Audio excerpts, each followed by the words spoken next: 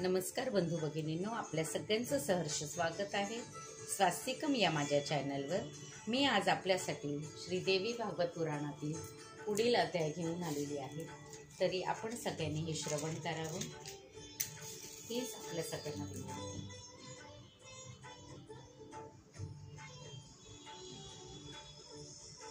ओम नमः चंडिकाय, ओम नमः चंडिकाय, ओम नमः चंडिकाय, ओम नमः चंडिकाय, ओम नमः चंडिकाय, ओम नमः चंडिकाय। नैवेद्य समर्पयामि। ओम नमः चंडिकाय, ओम नमः चंडिकाय। चला तर मग सुरुवात करूया आजच्या पुढच्या अध्यायास।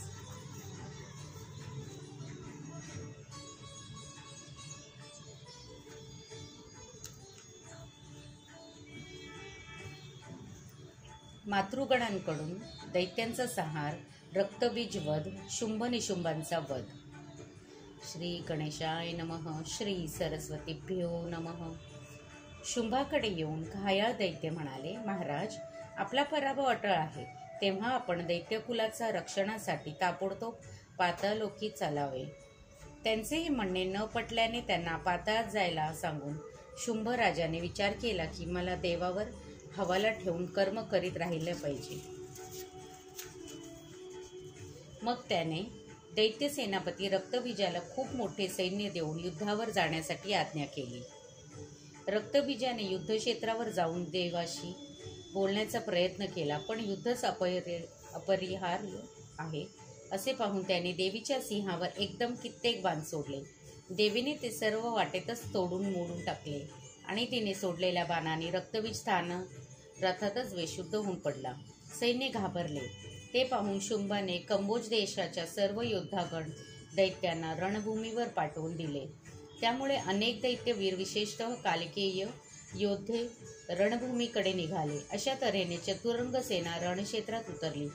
ते पाहून कालिका भयदायी घंटानाद आणि अंबिका शंखनाद आणि प्रत्यंत्याचा टणकारच करू लागली। सिंहही गर्जना करू लागला। त्यामुळे दैत्यगण अतिशय क्रोधित झाले आणि त्यांनी निरनिराळ्या शस्त्रांनी देवींवर प्रहार केला। ते पाहून देवही आपापले सैन्य घेऊन देवीला येऊन मिळाले। आलेल्या मातृशक्तींना दैत्यांचा संहार करायला सुरुवात केली। त्यांनी सर्वांनी मिळून केलेल्या प्रहाराने रक्तबीजाच्या शरीरातून ते जे रक्त सांडले त्यातून असंख्य प्रति रक्तबीज पुन्हा तयार होऊ लागले। त्या असंख्य दैत्यगणांना मारता मारता देवगण अतिशय उद्विग्न झाले। तेव्हा अंबिका कालीला म्हणाली, हे चामुंडे, तू झटकन आपले मुख विस्तृत कर आणि त्या विस्तृत मुखाने मी या दैत्यावर प्रहार करताच जे रक्त निघेल ते झटकन प्राशन कर, म्हणजे रक्तबीजाचे रक्त एक थेंबही पृथ्वीवर टपकणार नाही। आणि मग अंबिका स्वतः रक्तबीजावर खडग आणि मुसळांचे प्रहारांवर प्रहार करू लागली। तिच्या बरोबरीने चामुंडा रक्तबीजाच्या शरीराचे तुकडे भक्षण करू लागली व रक्त पिऊन लागली। तसेच कृत्रिम रक्तबीजांचेही भक्षण चामुंडेने आरंभिले।